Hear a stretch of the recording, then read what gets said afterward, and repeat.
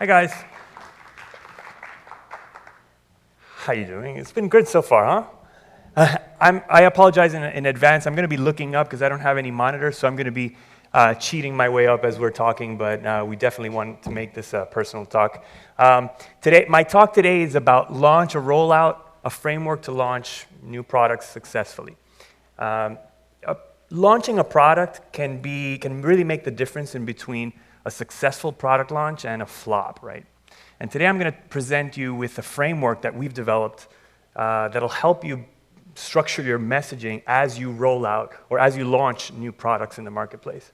Do you think anybody here think that this information might help you in something? Yeah, there you go. Cool. Well, I'm going to be presenting this framework about halfway into my talk, so hang in there. It's going to be good. So I'm just going to intro with a few thoughts. So when we talk about product, the formal definition of a product is actually that which satisfied a need or desire in the market, right? So it's a lot broader than what we normally think a product is. We normally think about a product as a physical item, right? That's kind of our default thought. But a product can also be an intangible, such as information, an app, an event, a brand, a movement, or even an idea can be considered products, right? So I want to use the word thing, an all-encompassing word from here on out. I'm going to use the word thing instead of product because that way your mind doesn't have to resort to thinking about physical products. You can think about whatever you're developing right now and are getting ready to release. You can think about it in terms of a thing, right? And I'm a Dominican from New York, so it might come out as a thing, right? It's a thing. So hereby, I am renaming my talk, and it's now called How to Launch That Thing, right? How to launch that thing, right? We're going to learn how to launch things in the market. So our tendency with new ideas in the market is just kind of timidly roll it out, right? We just kind of like, let's just kind of push it out and just, let's see if it kind of floats, right? But here's the big question. How do you introduce a new thing in a marketplace of ideas, a marketplace of apps, products, et cetera, et cetera? There are many challenges when you're introducing something new, something that's groundbreaking in a sea of new ideas. There's first the challenge of noise, right? There's so much going on in the marketplace that it's kind of ridiculous to think that, let's say you're waving a little glow stick in the middle of a sunny beach, right? And people are going to pay attention to you. That's how ridiculous it is to just roll something out and think that it's going to rise above the noise. Now with digital channels and social channels and all these things, there's just so much competing for our attention. And attention is something I like to say, attention is the main currency of our time, right? If they pay attention to you, to your brand, for 3 seconds or more, you win. You win this whole battle of attention. There's another phenomenon. I don't know if you've heard of the Gartner hype cycle.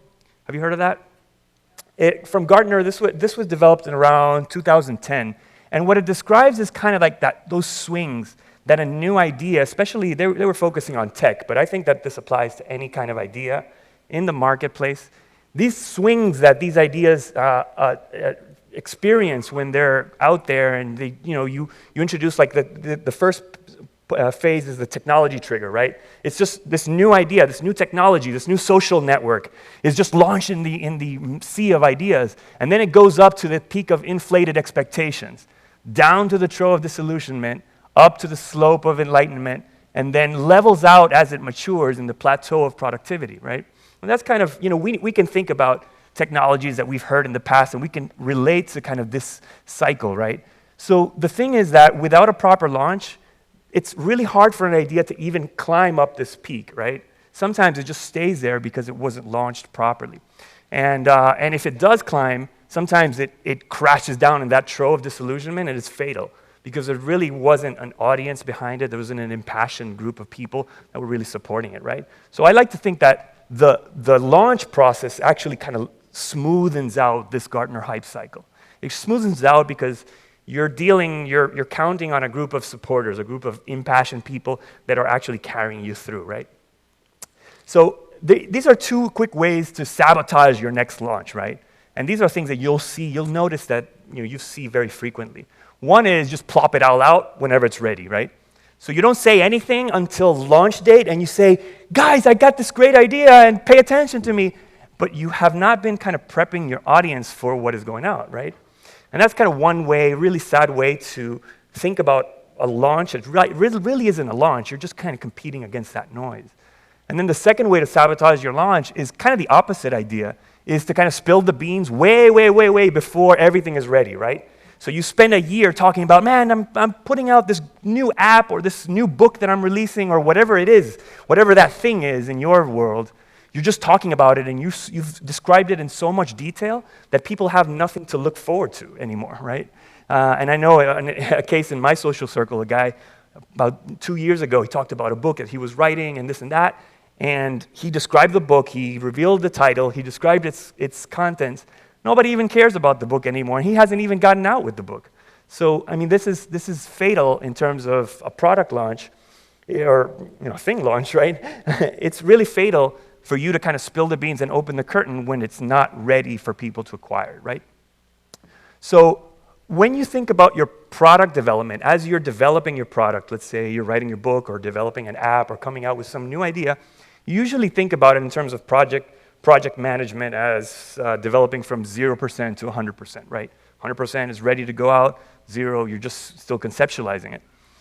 What I want to propose is that right kind of in the middle is where you have to start thinking about that launch process, right? Because you don't want to wait till the very end, but nor do you want to start speaking about things when it's too early in its development, because you may not be able to communicate the aspects in a truthful manner, because we know that from 0 to 50 or even 0 to 75%, things are still a little bit in flux and you're kind of modifying things as you go along. So you want to say about halfway through, you want to start thinking about how do I start communicating without necessarily revealing everything ahead of time. And this is kind of the cool thing about this proposed solution that I have. It's something that I call the response-based framework, and in a summarized fashion, we call it internally the launch recipe. It's 6 levels of involvement, from not knowing about an idea to becoming passionate about an idea, right? 6 levels of involvement, and this you'll realize that you can relate to this because it's based on human experience. It's based on how whatever you think about when let's say you think about your list of passions, things you're passionate about, when you never even knew about that, the process you went through until you became passionate about it, right? This is what this is all about. And it's based on this idea, the psychological continuum model. This is a psychological framework that was based on studying how people become fans of sports, right? Whether it's fans of spectators of sport or actually becoming athletes in a certain sport, right? And it's based on 4 stages. The psychological, it's called a PCM. I'll call it PCM from now on. The PCM starts with awareness, is where you're aware of this sport, right? You're just aware of its existence. Then the attraction, where you say, hey, there's something interesting about this sport. Let me kind of get a little bit closer. Then attachment is where you start saying, you know what, this is kind of cool. This is for me, right? And then the final one is allegiance. This is where you identify yourself with that sport, right? You no longer like football. You are a fan, right? You're a football fan. Or you no longer like cycling. You are a cyclist, right? You identify with that idea. So what we've done is we've taken these 4 stages and we placed them, because the difference between this and the launch phase is that here in the PCM, the idea already exists, right? Football already exists. You're just moving closer to it, right? But in the launch recipe, we're dealing with ideas that are not available yet. They exist, but they're still in development. They're not available yet. But what we've done is we've taken these 4 stages and we've placed them kind of as pre-launch phases, right? And this is kind of how it looks like. So the first phase is awareness. And this is kind of what you want people to think about in their mind when you communicate in an awareness phase, so a thing is coming out. And I'm going to go through these real quickly, but we're going to review them. The next one is interest, and just you want them to think, I'm interested in that thing. The third one is engagement, and then you want them to think, man, what do I need to do to find more about this thing? The fourth one, and this is the last pre-launch phase, is expectation, right? You want them to feel, man, I can't wait to know more about that thing, right? You see how each phase is kind of bringing them closer and closer? After this phase is where the launch occurs, and then comes the action phase, which is where people are like, it's here, I want that thing, right? You're already giving them the opportunity to grab hold of that idea. And then the final one is referral, where you're giving them the opportunity to say, man, I need to tell other people about this thing, right? So these are the 6 phases, and we're going to go through them really quickly, but this is like a little poster that we developed, like a little infographic. Pre-launch, post-launch, and you can kind of see it graphically with a little apple pie and all that stuff. So, awareness, interest, engagement, expectation, expectation, action, and referral. That's basically the summary of what we call the launch recipe. And what we're going to do now is we're going to talk about each one of these phases, and we're going to talk about what each phase means, just a do, a don't, and then maybe some case studies on actual launch campaigns and what they have done and how you can see these stages very clearly, intentionally, what they did to cause this reaction in people before the product was launched, the thing was launched. So awareness. Again, a thing is coming out. So awareness is where you let them know that something new is coming out, right? You're not telling them what, you're not telling them when, you're not really giving them all the details, you're just letting them know that there's something about to happen, right? You're just piquing their curiosity. So remember when you read this one day? Disney buys Lucasfilm.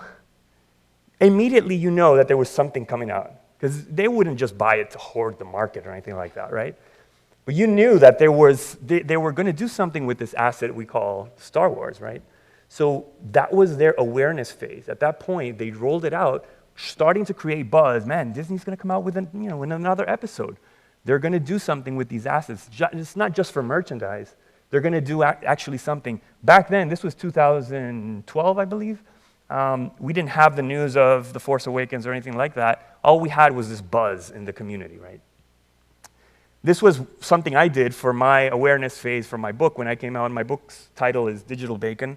So my awareness phase, what I just posted a video on Instagram eating chocolate-covered bacon, right?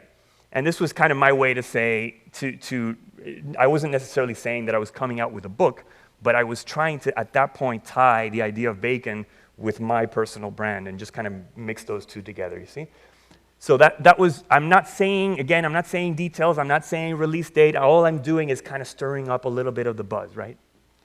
So in awareness, what you gotta do is tease. You gotta tease hard. You gotta just, make people wonder, what's this all about? You don't have to answer all questions at this point in the campaign. What you don't need to do in the awareness is raise the curtain, like we said before. That would be a way to sabotage your launch. You don't want to reveal everything at this point. You just want to kind of start that conversation. So let's go to the next phase, which is interest, right? In the interest, all you need to do is communicate why people should care. So this is where you start dropping ideas that are attractive to people, right? You're giving people a reason to care, a reason to really, even listen to you at this point, right? I like to call the interest posters, movie posters in the interest phase, the black poster phase, right? And this is actually, I did a search on Google Images for teaser poster, and everything comes out black. It's crazy. It seems to be like a direction in graphic design, like, hey, let's do a teaser poster, make it black. It's just, you see Batman, you even see Toy Story is black. It's crazy. So this is, you see, the comment, visually, it's kind of shadows and it's, hints of the idea, but it's not really telling you everything about the idea. In some cases, they're not even telling you the title of the film. So they're just giving you an idea that hey, this is something you need to be paying attention to, the new Batman movie or whatever the case may be. This is Fallout 4. Any gamers here in the house? Nope, no gamers? Okay, one gamer, cool. Well, Fallout 4 was one of the most successful launches in the past year. I think they had 4 or 5 years in between Fallout 3 and Fallout 4. So the fans were kind of waiting for something to happen. And Bethesda Studios, they came out with this microsite that all it said was, please stand by.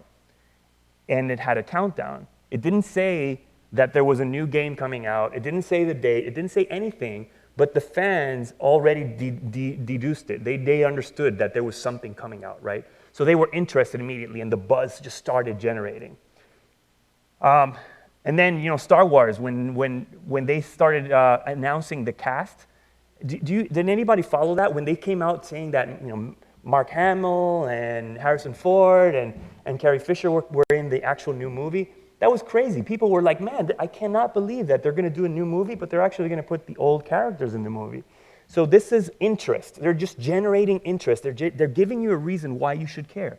They're not telling you the title. They're not telling you anything at this point, only why you should be paying attention.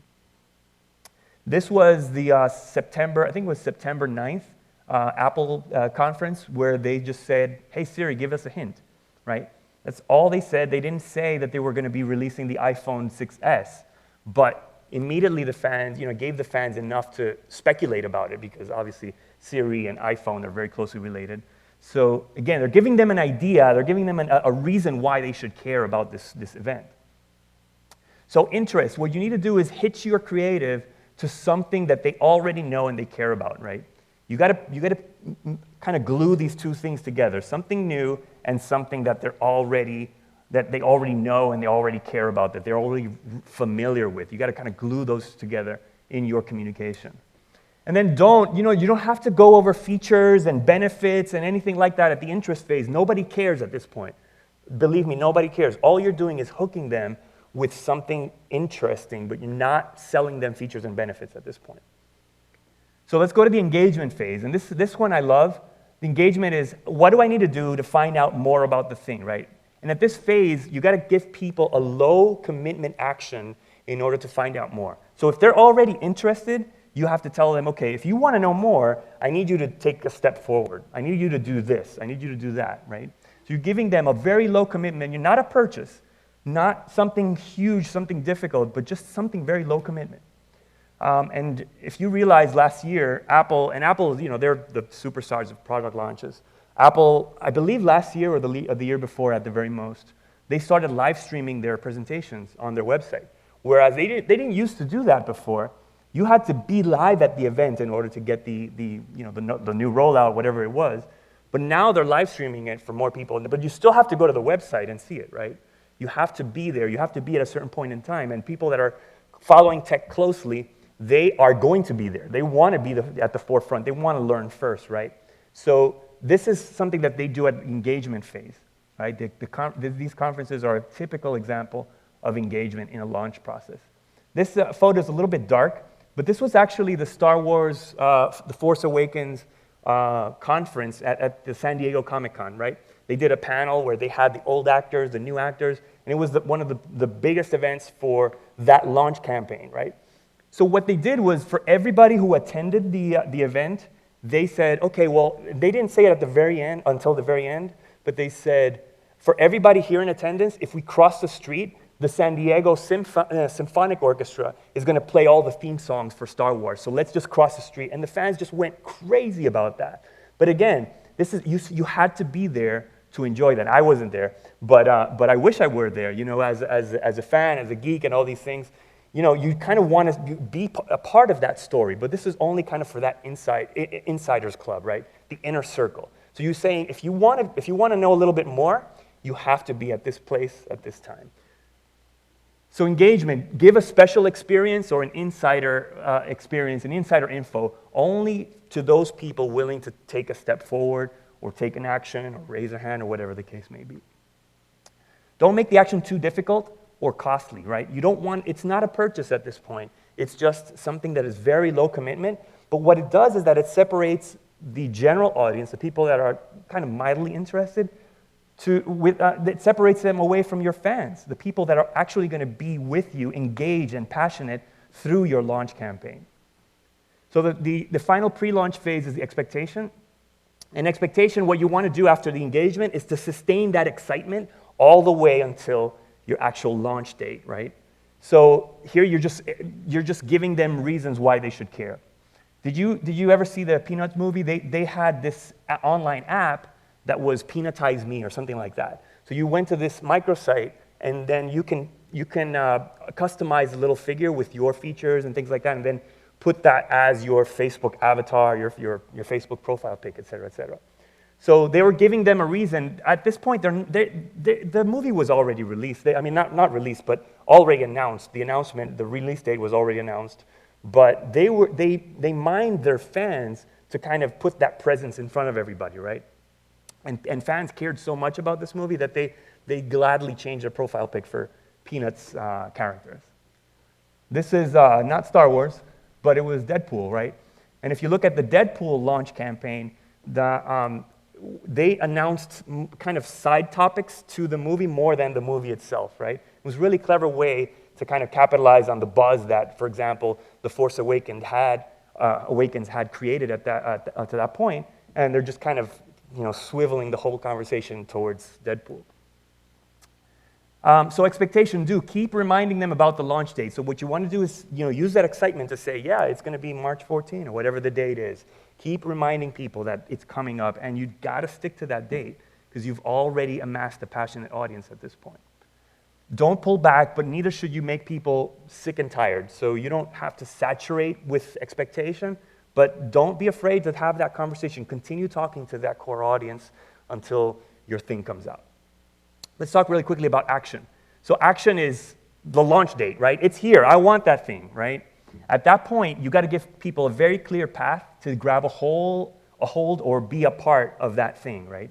You got to be very clear, very intentional on how people can get that, acquire that, or participate or be present or whatever the case may be in your thing. We would want our action phase to look like this, right? This was like, opening day of The Force Awakens, right? People are so passionate and they can't wait to get in. But this is what this launch recipe does. It generates, it stimulates an audience that is excited to grab hold of that, whatever that thing is for the launch date. This is Apple's 6S. And isn't it weird that they always sell out, right? Every time they release a new iPhone or a new iPad, they always sell out, right? It's almost like part of that story that is so successful, the sellout, right? Oh man, it just shows that it's so in demand. And it feels like almost like they're manipulating it, right? But it's part of the story, right? It's part of that buzz, but they make it so clear, so easy to understand where to pre-order your iPhone, et cetera, that it's always part of Apple's story. This was Fallout 4 again. Fallout 4 had a special edition of the game, right? Which for, I think, $199, it came up with this weird device that the character in the game puts on their wrist. And then for a special price and a very limited edition, you could get one made out of plastic or whatever for your house. So what we learned from this is that when you have that action phase, make those first movers have something special, right? Do something in short supply and give people a reward for being those first ones to participate in that action phase. So give people a remarkable reason to take action right away is the advice here. And don't try to cram the whole launch recipe. Everything I've talked to up to this point, don't try to cram it on the launch day because it's not going to work. People, all of us as human beings, we kind of need a little bit of time and a little bit of coaxing to get to that point where we're passionate about this idea. And then the final phase is the referral phase. So the referral level of involvement is where you give people the tools to tell other people about this thing, right? So give people a solid reason why they should share this opportunity. People, your passionate fans are the ones that are going to spread the word. But you've got to make it very easy and even in some cases incentivize them to do so. So this is the 1+1. I don't know if anybody here in the room has one, but this was like a new Android phone, of an alternative, kind of a medium cost underground type of phone, a new brand completely. But they did an amazing launch. They had a core number of people just jump into the rollout or the launch.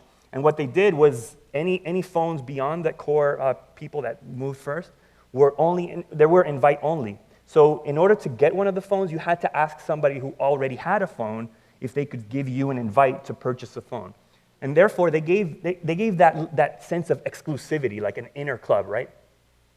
So this is Harry's is like a shaving supplies and things like that. With their launch campaign, what they did was they gave you, when you registered, they gave you a unique URL for your account. That if you shared that URL on social or email or Facebook, if somebody bought from that URL, they gave you a number of credits. So the more credits you accumulated, the more they gave you more rewards, right? So it's kind of like a loyalty program in some sense, but not quite. This is more like just a referral system, right? They're expanding.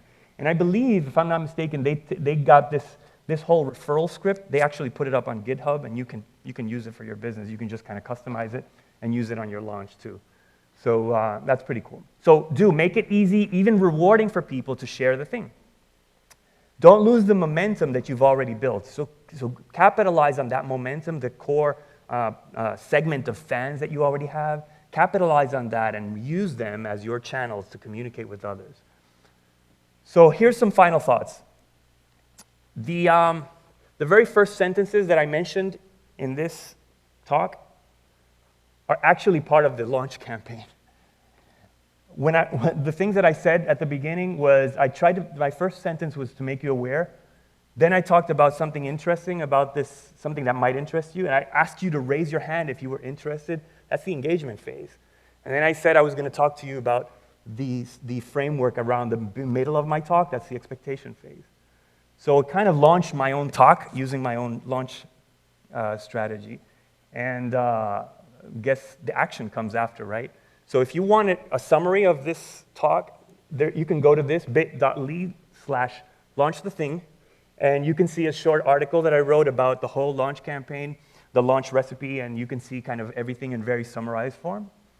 And then comes the referral phase. So if you liked my talk, feel free to share it with somebody. Thank you very much.